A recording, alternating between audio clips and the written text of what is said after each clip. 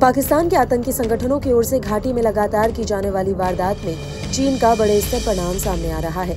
केंद्रीय खुफिया एजेंसियों को मिली जानकारी के मुताबिक बॉर्डर पर चीनी सेना की ओर से कई ऐसे इंफ्रास्ट्रक्चर तैयार किए गए हैं जो अब आतंकियों की घुसपैठ में मदद कर रहे हैं। इन सब के बीच एक और बड़ा खुलासा हुआ है।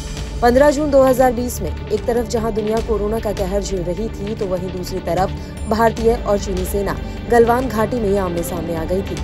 दोनों सेनाओं के बीच हुई झड़प में कई सैनिकों की मौत हो गई। इस झड़प ने पूरी दुनिया को झकझोर कर रख दिया था।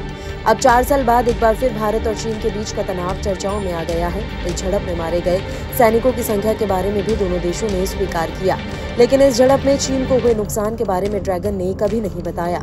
इस मामले में अब एक रिपोर्ट सामने आई है जिसमें चीनी हताहतों और रणनीतिक गलतियों की छुपी हुई कहानी का दुनिया के सामने खुलासा हुआ है।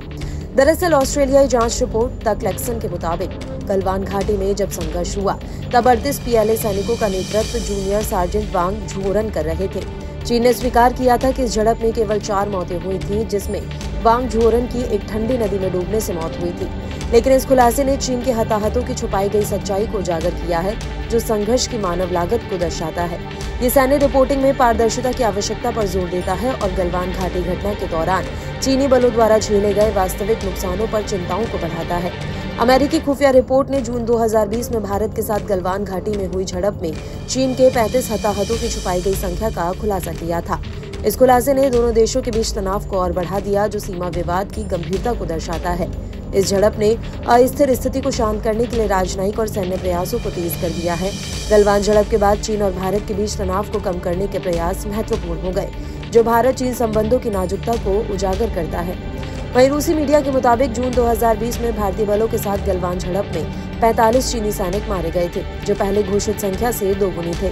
इस खुलासे ने टकराव की स्थिति को और बढ़ा दिया। मरने वालों के ये आंकड़े भारत और चीन के बीच सीमा विवाद की गंभीरता को दिखाते हैं, जो क्षेत्रीय तनावों को प्रतिबंधित करने में चुनौतियों को उजागर करता है। इस खुलासे ने गलवान झड़प के बाद दोनों देशों के बीच तनाव को कम करने के राजनयिक प्रयासों को और उलझा दिया और बढ़ा दिया।